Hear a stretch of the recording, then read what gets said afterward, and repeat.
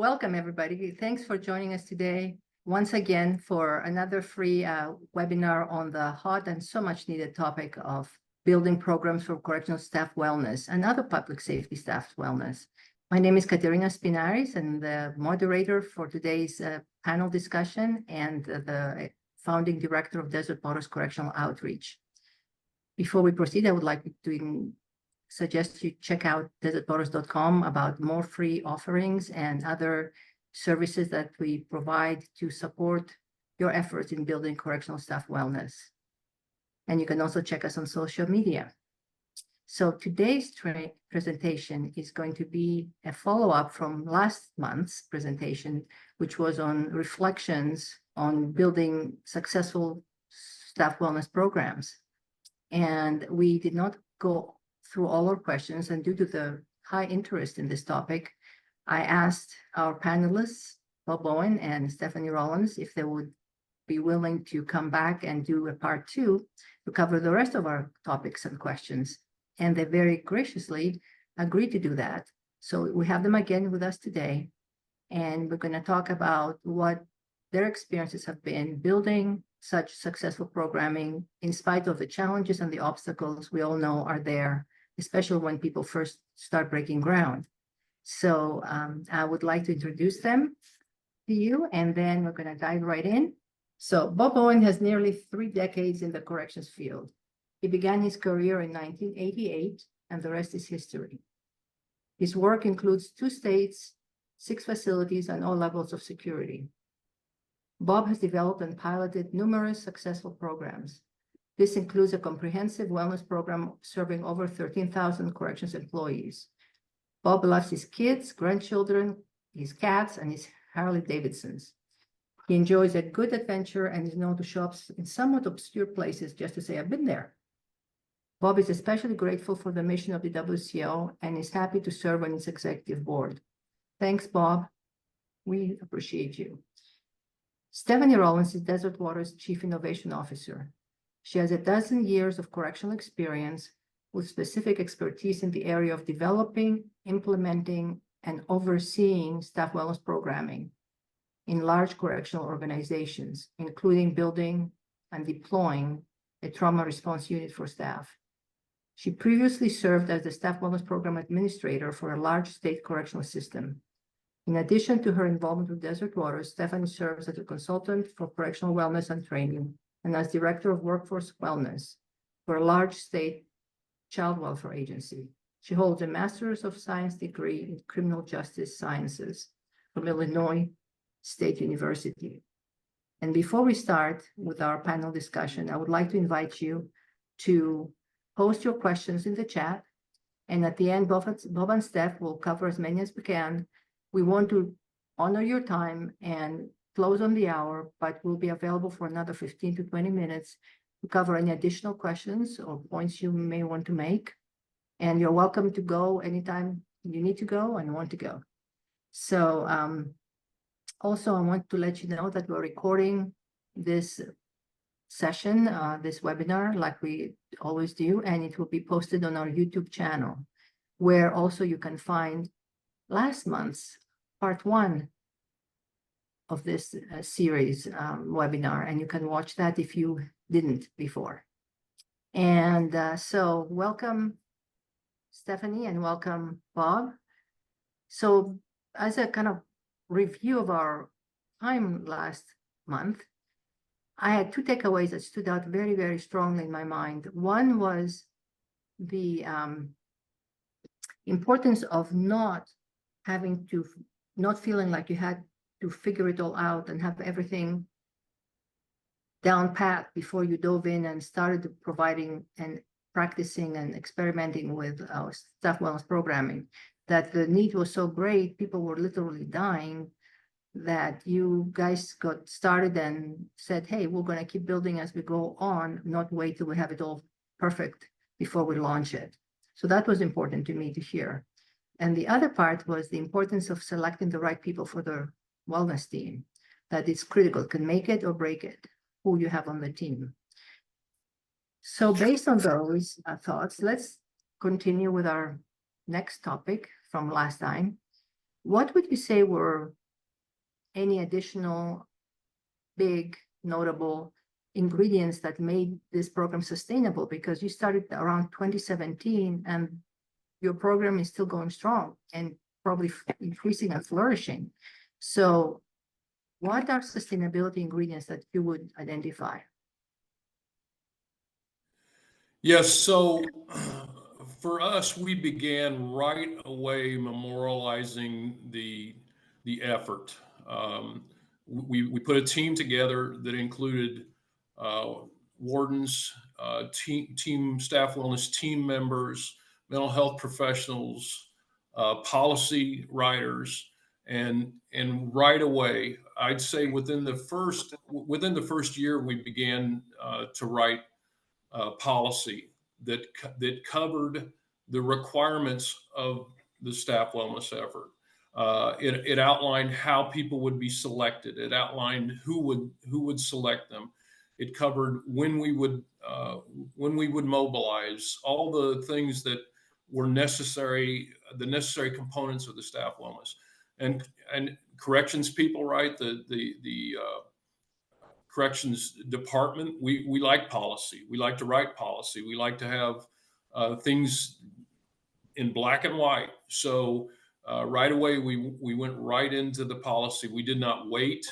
Uh, uh, we put the team together. We met I believe we met monthly for probably close to 6 months, and before we finalized policy that was effective. And for the most part, that policy is still in use. And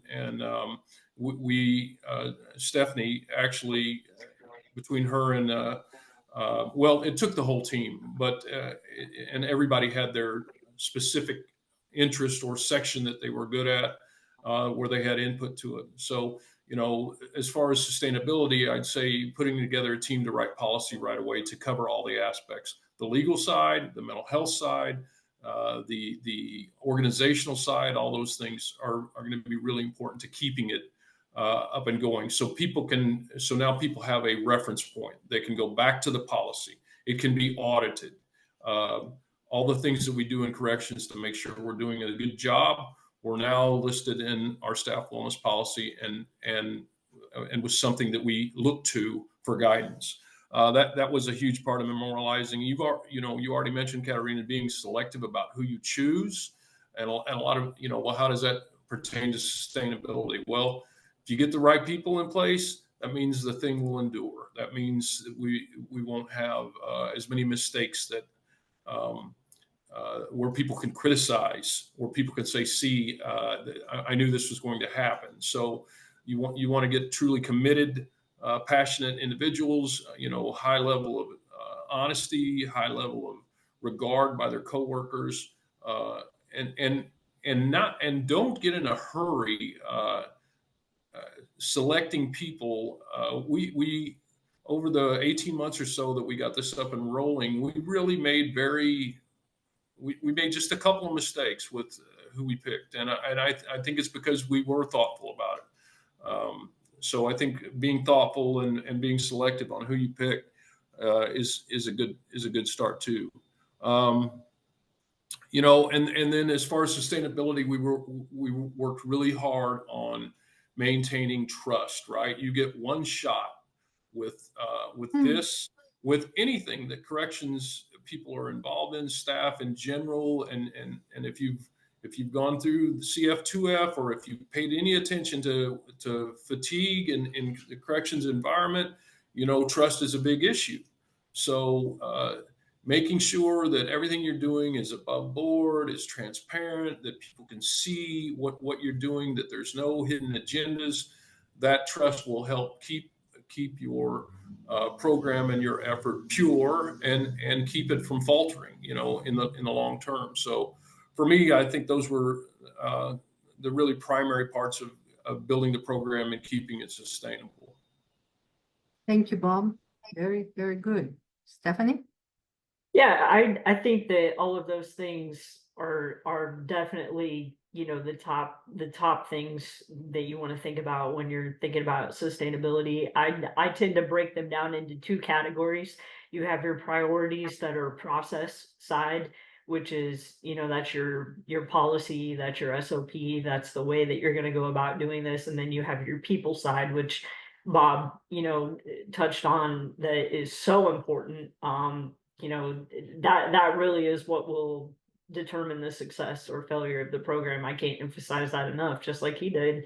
It's why EAPs fail to have an impact in first responder communities, is because they just don't have that trust, because they're intrinsically linked to other processes in the department. It's a people thing. That EAP is a people thing that is directly tied to discipline and HR processes in different ways that we utilize that. And that's why sometimes those things are just really, they don't have the credibility. When I was thinking back to some of the early decisions that we made, one of the things that Bob really drilled into our leadership team for staff wellness was just to really get to a place where wellness was woven into the fabric of the agency. That was literally a direct quote that he used so many times.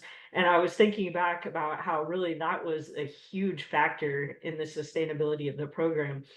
One of the things that we did was we immediately jumped in.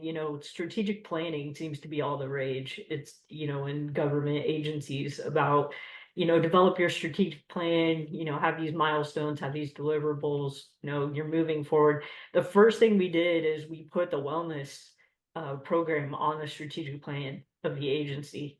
And I think that was really of great impact for us, because it was there hanging out with other things like, at the time, restrictive housing protocols were being rewritten, and best practices for mental health were being looked at. And then you had your staff wellness program hanging out in the top, I call it the top 10, the David Letterman top 10 of the agency. Wellness was hanging out with those things. And so it was really communicating a priority on wellness for the agency. The policy development was important. That was a great first step. But when we took, for the sustainability side of things, we actually took that a step further, and we had it written in legislatively to the Unified Code of Corrections. So now when you look at that state's Unified Code of Corrections of statutory mandates and statutory requirements, that staff wellness program is actually written into it's written into law. And we went about that by basically taking our policy and we broke it down. We didn't just say must have a staff wellness program. What it says in their Unified Code of Corrections is a staff wellness program that has these key components: peer support, trauma response, and so we wanted to make sure that nothing would be watered down, and that, administrations change, political parties come and go, but what we wanted to ensure was that that program would stand the test of time and this, the change of leadership, and it's done very well.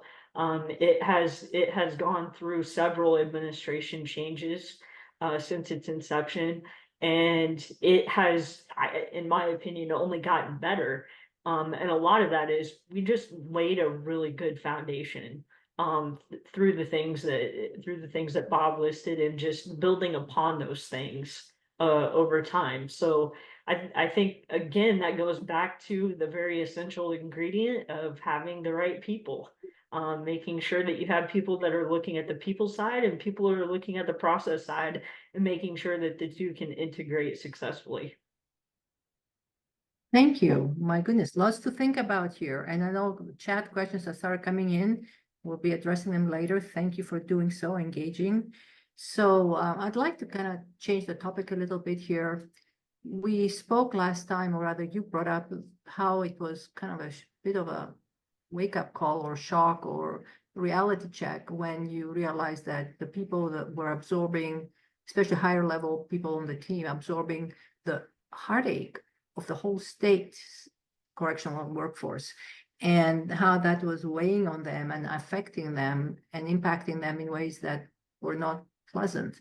And so what I wanted to talk about here is looking back, even if you didn't do it back then, but looking back with your experience today, what would you say can be done, should be put in place counter, kind of neutralize, to lessen the effects of this indirect exposure to traumatic material, distress, having friends or colleagues that you know are hurting, having staff suicides that you're intimately involved with that know a lot of details about. So what can be done to lessen the negative impact on the team members so that they can continue functioning well and they can continue staying on the team, and so they don't become casualties themselves over time? So I'm not sure we did a really good job with that, and I think Stephanie probably would feel the same way. Um, uh, within I'd say within the first 24 months of us initiating the conversation and the talk, and then moving from creating the buzz and starting the morale efforts, and then adding in the crisis response, and then moving toward, all that took, I'd say, about 18 months to kind of get up and rolling. And in that second year, mid second year and mid third year, I had two friends. One actually in his first year of retire or second year of retirement, commit suicide, and then one attempt suicide, um, and both post retirement, so recent retirements. And so I am a very active administrator, manager / leader, however you want to portray that responsibility that I accept. I'm involved at I've been involved at from the minutia to the top, not as a micromanager, but just because that's, we want to see it work, and I want to see the effort come together. It got to be more than I could handle. I remember one, and I'm not very good at memory, and Stephanie remembers a lot more things than I do. But one Saturday morning, it was more than I could take at that point. I mean, I got the call that someone had committed suicide in our agency. And I remember crying on the phone to Stephanie, "When's it going to stop? What are we leaving out? When are we going to, when are we going to be able to make this change? What's got to be done?" And it was immensely stressful for me. And I just like most corrections people, I become conditioned. Uh, and thick skin, fought it off.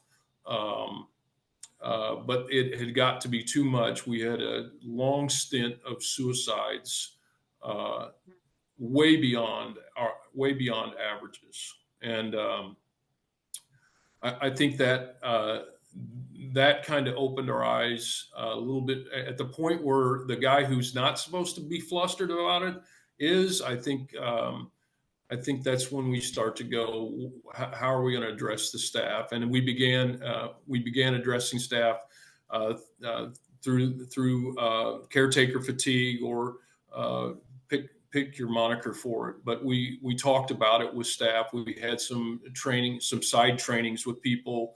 We did quarterly trainings with our teams where we talked about the influence of fatigue on the team members, not just on the employees. We got a chance for them to vent. I think if I were to do it again, I would try and share that load as much as possible. Maybe set up a system where we had like a duty officer type setup where the immediate reports didn't come to the same person. At the time, they went to Stephanie, and Stephanie called me, unless Stephanie was unavailable. And then they went to the couple of people that worked immediately under her, and they still called me. And if I was out of state or whatever, we would have somebody else involved, which at the time never happened. So yeah, we were taking these calls of these incidents pretty much we were it. And I'd say if you were able to share that load in any way, at least from the boots on the ground side of it, where the emotional part of it and the staff interaction face to face or over the phone is shared, so that you're not getting that constantly. I think that's an important part of countering some of the toll. I think that we corrections people don't do a good job sharing gratitude for the work that we do. And the team members, we did a lot to make sure that they were appreciated, and I think that helps reduce some of the fatigue and at least show that your efforts are not going unobserved. Because at the time, this incident that I described earlier, at the time, I was ready to throw my hands up and say, what is it? Where does it end? And I didn't know what else to do. And I think sometimes people trudge through these efforts and they go unnoticed, not intentionally. It's just because we're all caught up in our own world and our own efforts. So I think being grateful and extending that gratitude to your team members on a regular basis is a really important thing to bringing them, to bringing back to the positive side. So it is really probably the toughest part of this effort is not burning out your staff that are engaged and want to make this wellness effort happen. It's got to be, and it's probably extremely delicate, kind of you're running down a razor blade, with this stuff. You fall off one way or the other, and you hear the person who, you entrust with this wellness effort and communicating and being involved, and then all of a sudden they're falling off, and you go, what happened? We thought you were a Superman, well, none of us are. Some of us just take a little longer to get there, so I think taking care of your team, whatever that is, we had our leadership team would go out to eat on a fairly regular basis. We would cut up with each other. We would, we had our circle of insults, just like every other corrections team does, and teased and cried and had that, communication that was important for the leadership. So tough thing to do, and something very worth paying attention to for those of you that are in leadership roles as far as developing these programs. As I was thinking about this, we were actually going to talk about this during the last session webinar, and I think my answer was going to be like, this was a lesson learned. Like, we didn't do this very well, but I actually got to thinking about some things that we were doing that I think at the time we didn't realize that were helping mitigate some of that, some of that trauma that we were experiencing. I think the first thing that you just need to acknowledge is that it is quite a bit different going from knowing what's happening in the facility that you work in to now knowing every single critical traumatic incident that is happening in 30 facilities with 50,000 inmates and, at the time, 13,000 staff. And I think that went from kind of a water fountain to a fire hose in our face. And I said then that, after the fact, that we probably should have, inoculated ourselves a little bit better by just acknowledging that that's what was going to happen. I don't think we really kind of understood that that's what was about to happen until we were kind of in the middle of it. I think secondly is just that if I got a chance to go back and do it over again, and again, we were kind of in a really difficult spot. We had some political and operational circumstances that prevented this from happening, but your staff wellness leadership team needs to be their only job.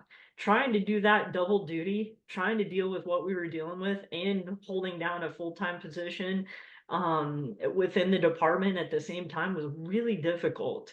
And that went on for years. And that was just kind of that may have been a more unique situation to the state that we were in, but I keep kind of tabs on what's going on in the corrections industry, and I doubt that it's that unique. I think that wellness is really looked at as an optional extra and not something that should have the whole full-time dedicated unit.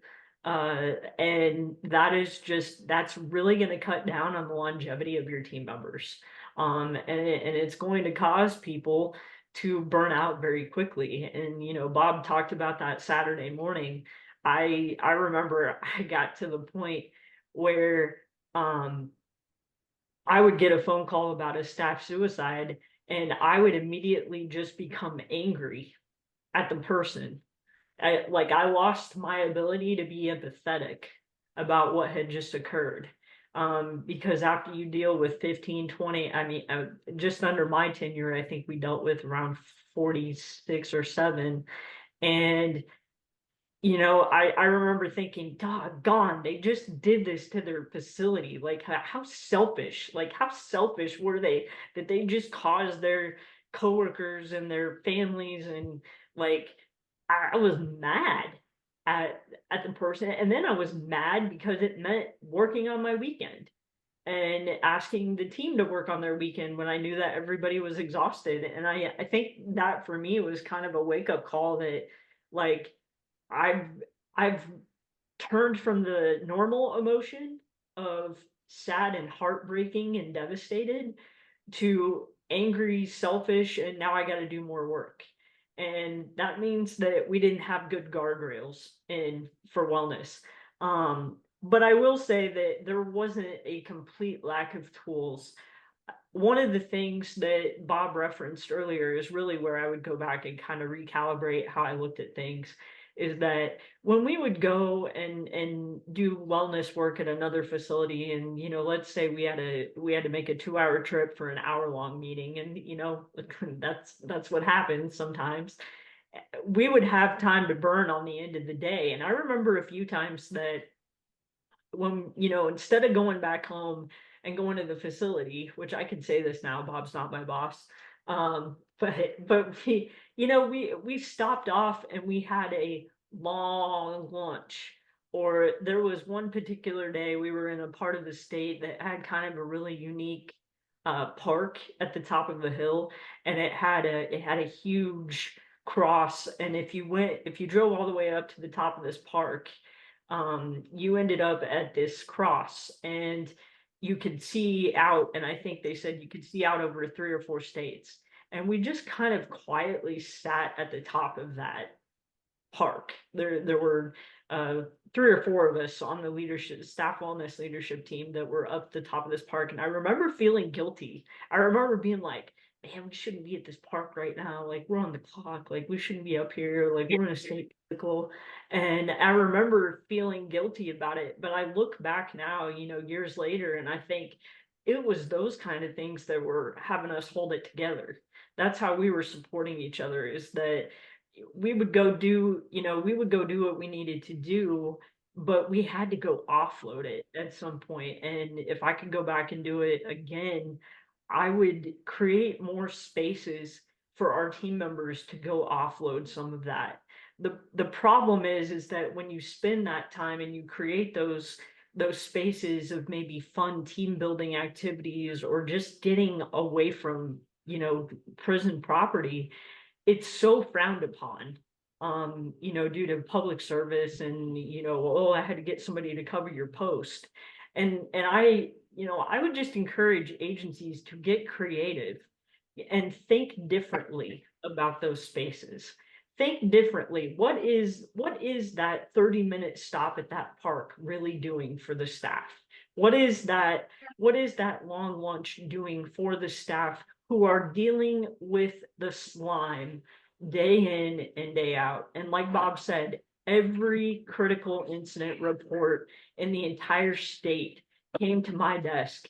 There were moments where I had 5 before lunch that needed teams activated to, that needed follow-up, that needed peer support, that needed addressed. And it's like, you have to create some spaces for your staff to go do that. And those quarterly trainings that we did with our staff wellness teams across the state, we tried to always build in about 30 minutes for them to just hang out and connect with each other and get to know each other, and have that camaraderie across facilities. And I think that I think that did a lot on the ground level.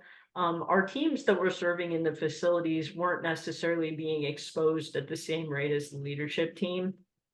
So when you're thinking about building in those, that care and that compassion for your leadership team, think in terms of what their level of exposure is compared to maybe the teams that are serving in facilities, if you have kind of a tiered system set up.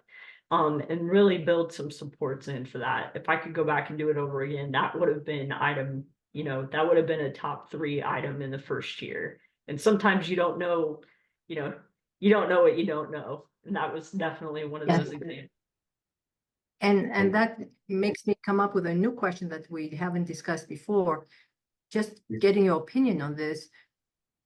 Do you think that while you were building policy, would have been helpful to include regular debriefing or after an incident debriefing by probably a clinician, a mental health person of the team or individuals as needed? So it would be there as needed after a pretty gruesome situation, or if they said they are very distressed, or on a regular basis, monthly, about tough calls, tough incidents, to have this debriefing, not just training, because you had a lot of training, but also debriefing on a regular basis and bring in the mental health component, because you were describing what some people have called compassion fatigue.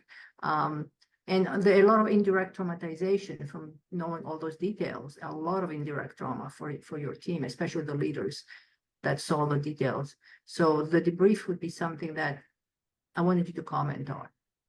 A couple of times, I would say that that's a very good idea. And as I'm implementing a new program in a different state, we have actually gone out of our way to make sure that that's happening.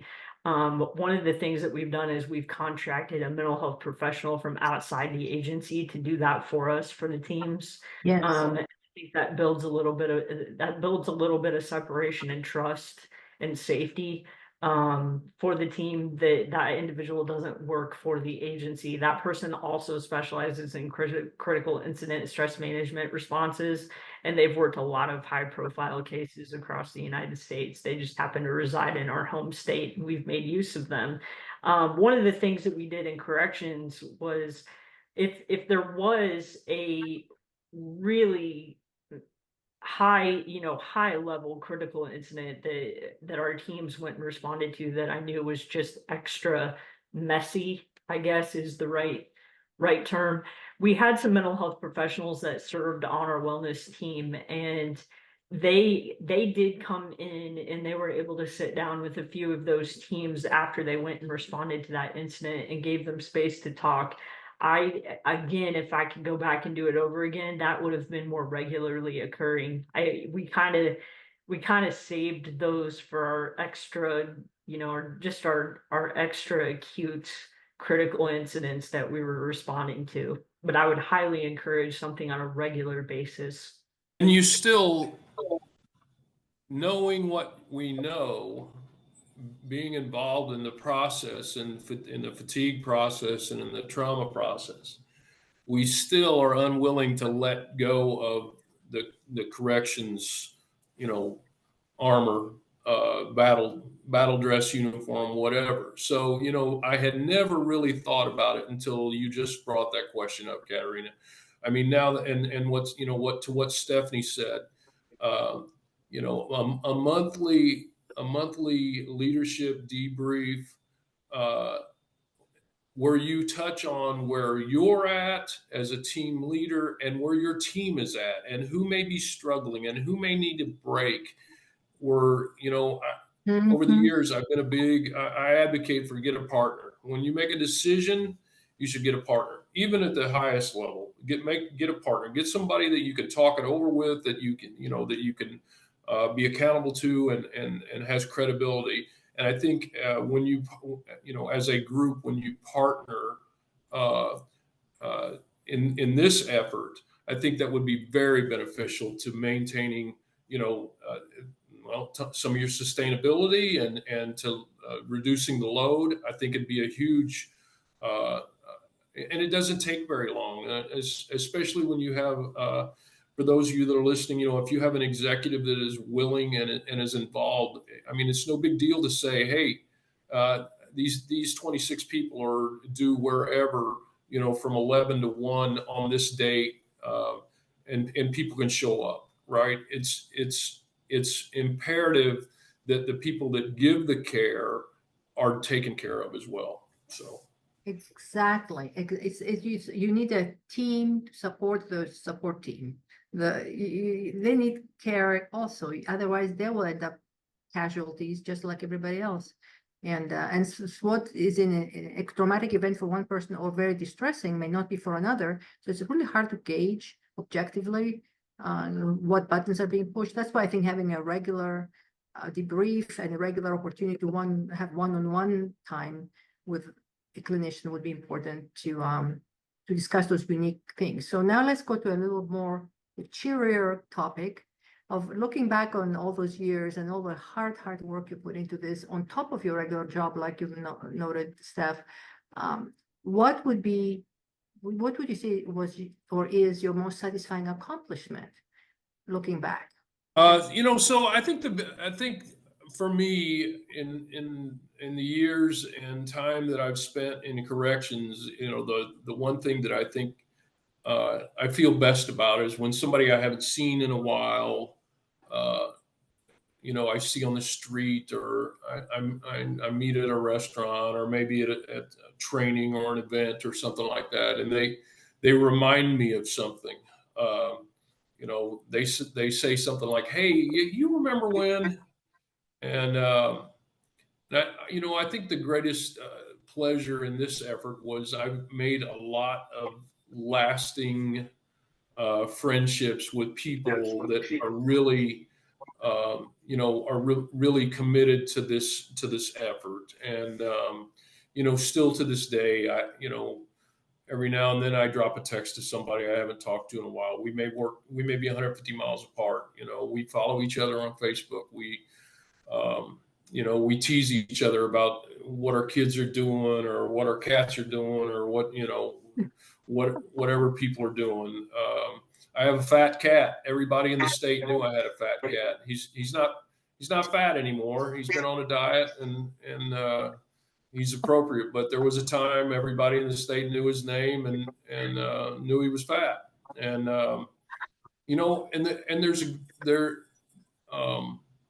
we're not good. Corrections people are not good at opening up, and having, letting people in. And I think this effort, besides the friendship, I mean, it affected me professionally and personally, because although I'm still not exceptionally vulnerable about many things, there are a few things that I am now about that I wasn't before, and that I acknowledge how the work has affected me. So this effort has made me a better person, a better father, better partner. It's changed my outlook on things. I'm not so quick to judge people. And I think that's one thing corrections people do terribly quick. They make judgments about folks based on their gut or whatever they saw or whatever. And I think this effort has changed me as a person.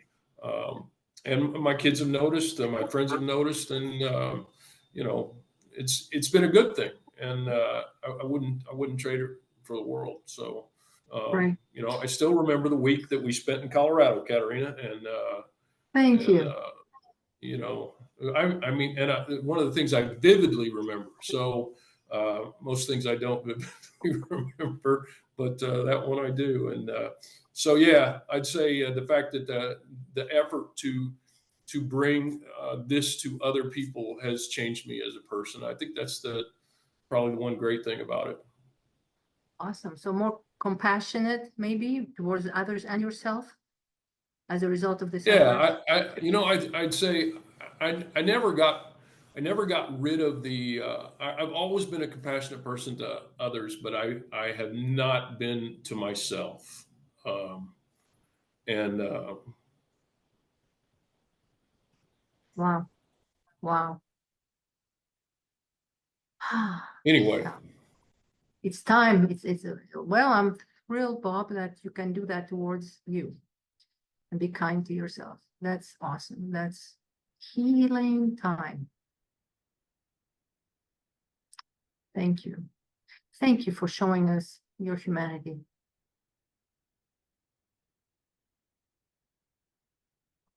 Thank you. That's special to me. If nothing else, these moments were worth the whole hour we spent together. Thank you, Bob. Thank you, Bob. Thanks, Katerina.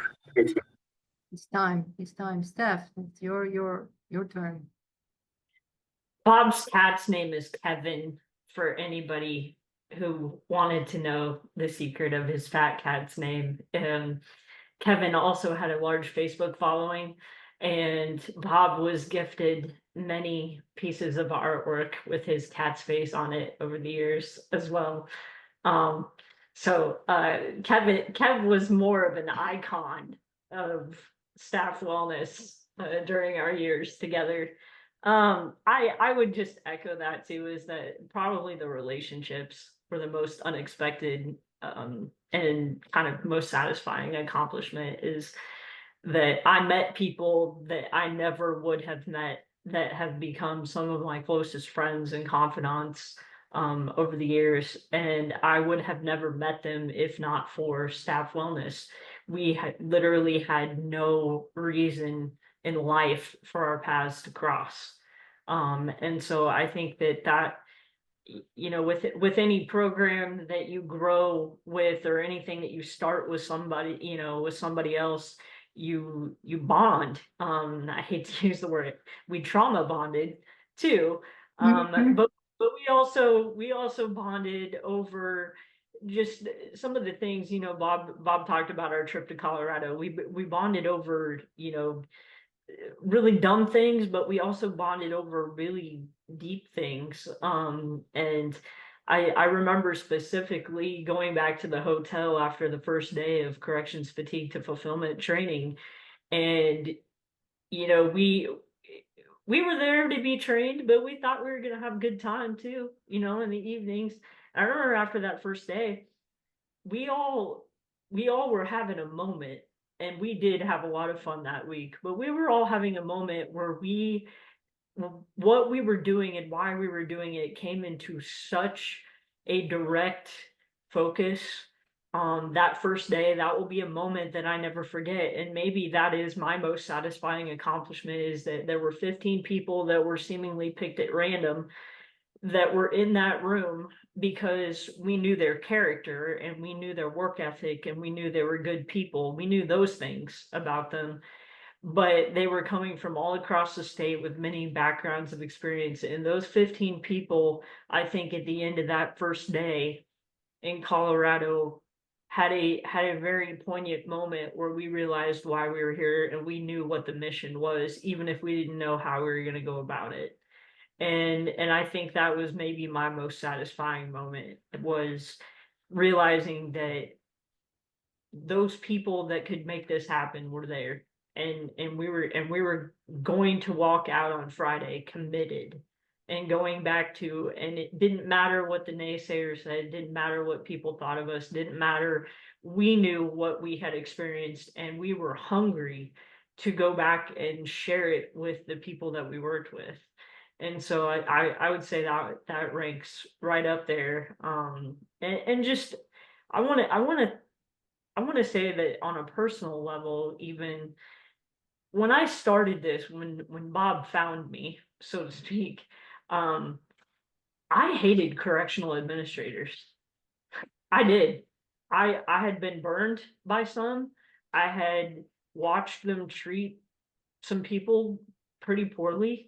And I think one of the lessons that I learned pretty quickly was that they were right there suffering like the rest of us from corrections fatigue, from the burnout, from the trauma, from the lack of resources, but then in addition to that, they carried the burden of caring for all those people, while also being questioned every single day about why they were doing what they were doing, or having any decision they made called into question, or sometimes even just having the moral conflict of, they knew what they needed to do, but they were being prevented from doing that for whatever reason.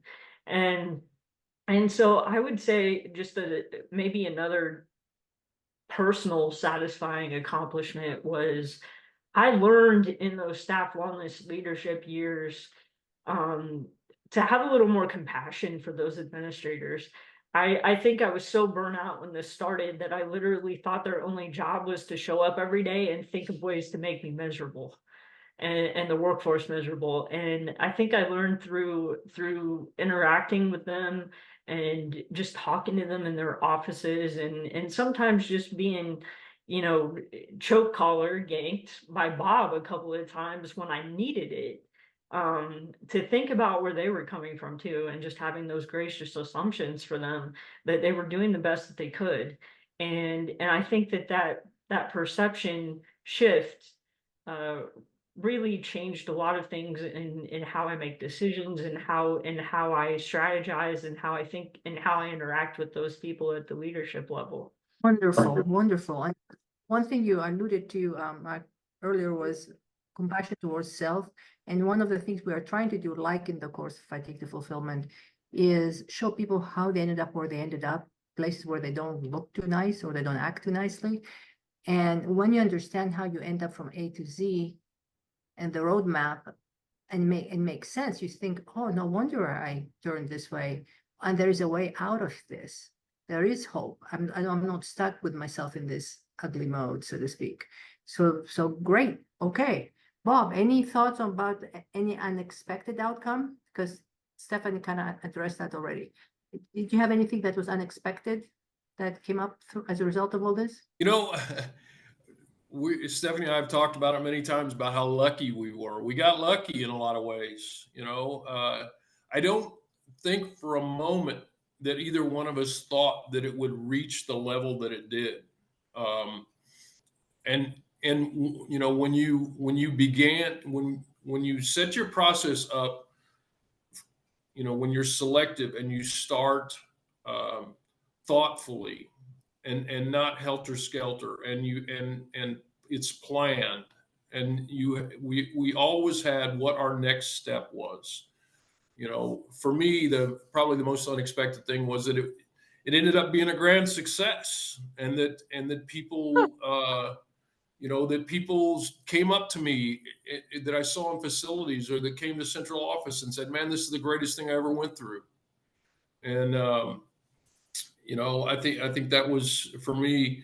I didn't expect it to get to where it got. I didn't expect it to last as long as it had. And I pat our whole team on the back for completing, for closing the circle, for laying it out for the next. I'm proud that it's a legacy that our team has left behind, and I didn't expect it. I never expected a legacy, and I hope that I hope the agency continues, and that people continue to see that it's needed, and that there, like you said just a few minutes ago, there's a way out. There is a way out. You don't have to go through life. You can work in this profession and not go through life like you've been going through life. So, I'd say the most unexpected thing was that it was really a good thing, and made a lot of people feel good, including myself. Great. Wow. And you don't hear that very often. So that was awesome. So what advice would you give to a startup program, somebody just starting out, wanting to start out? What would you tell them? What advice would you give them? Yeah. So, I use the term courage a lot. And when you work for a state agency or any agency, be it private or public, uh, I think there gets to be a point where, you have to ask yourself, what is it going to take? How, and am I going to settle for this? Is this as good as we can do? I can't tell you how many times I told the team members from the um, at all levels, be courageous. Um,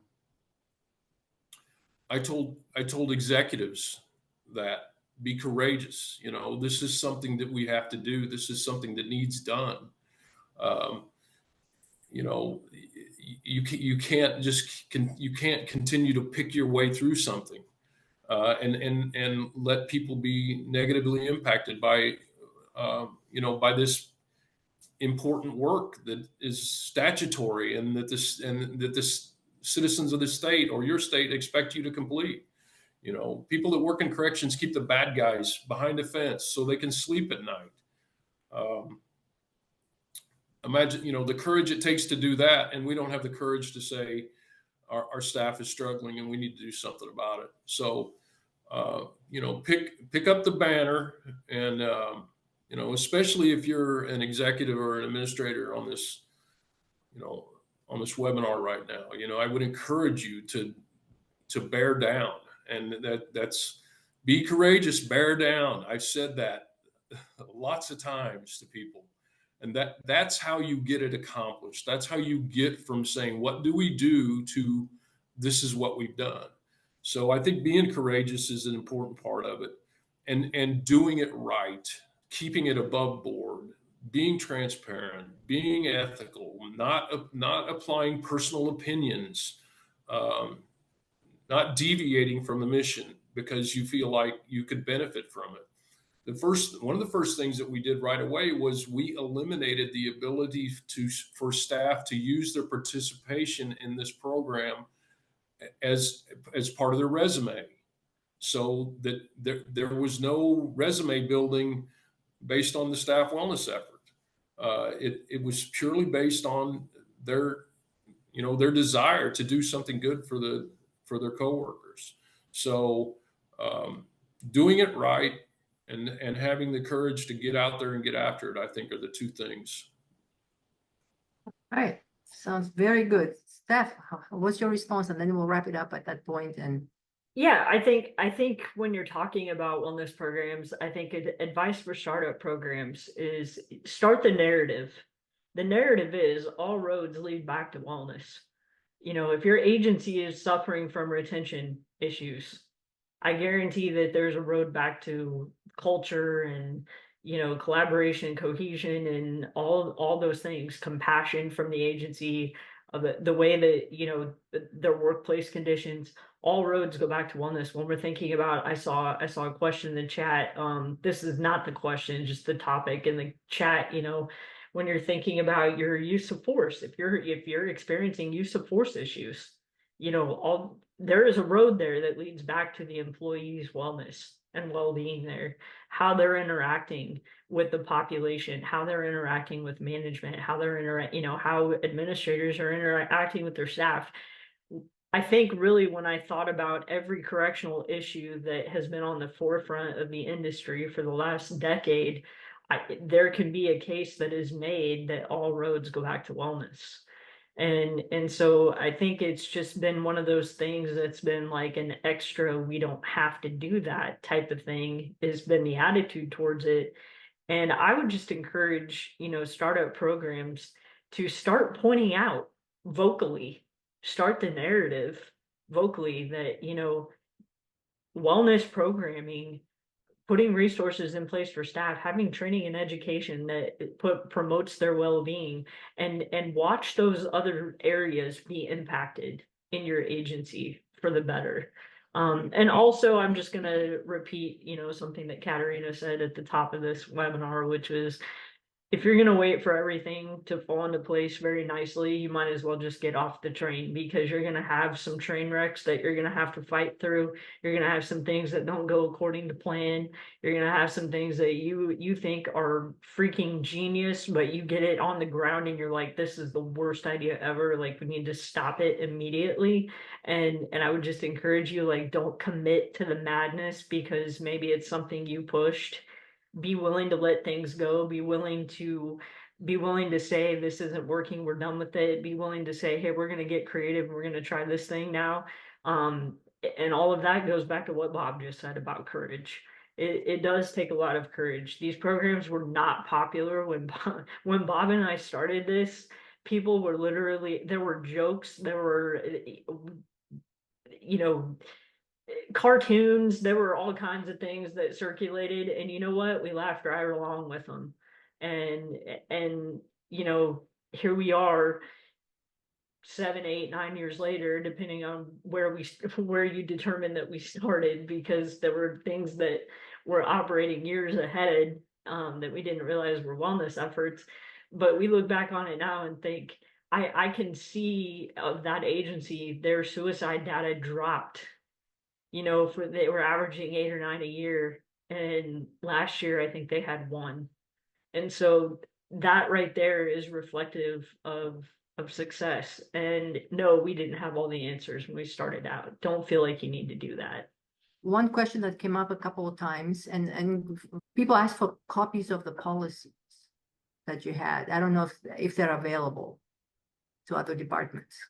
I have a copy of the generic policy that I can scrub, that will be high level, that would be pertaining to any agency, that I will make available.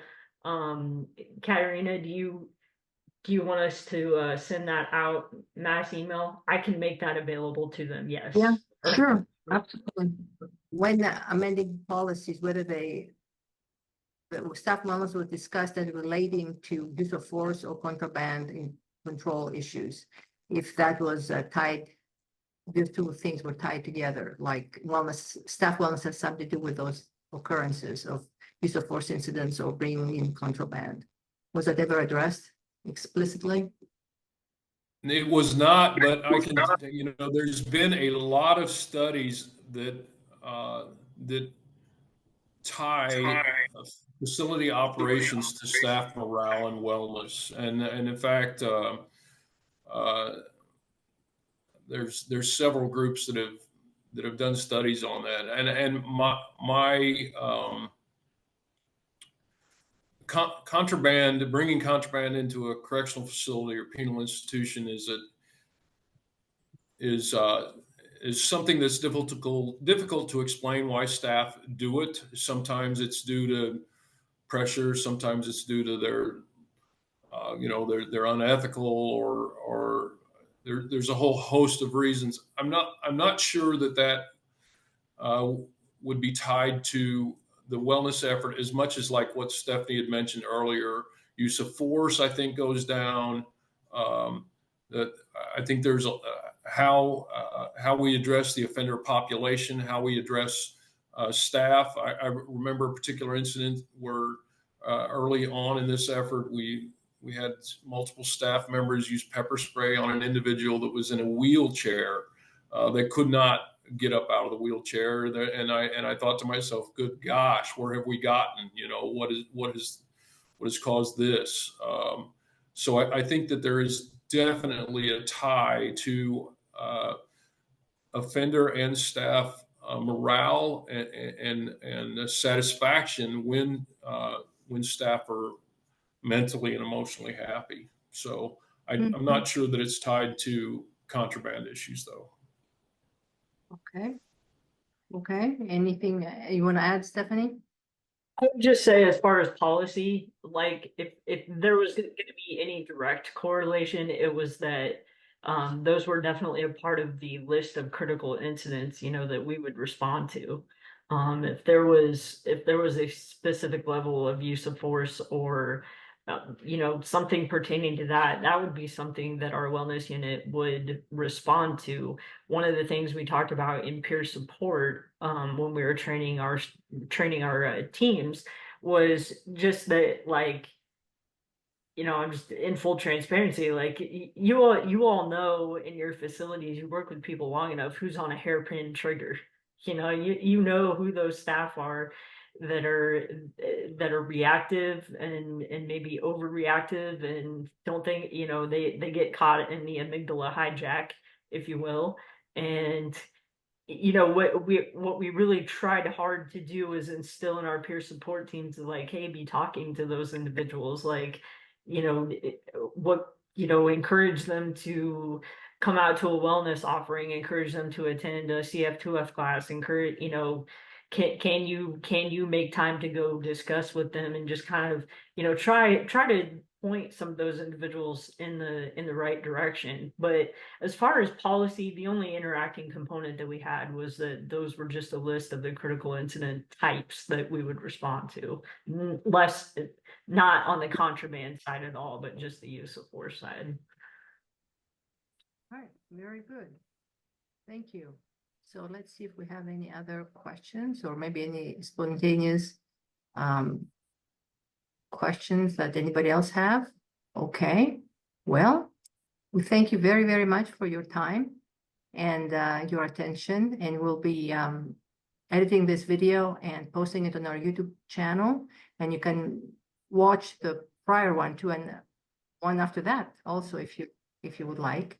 And we thank you for really investing time. So go out there and courageously and with persistence and seek like-minded people to join together and keep pursuing something that we cannot do without. We cannot do without. So let's keep on going and building.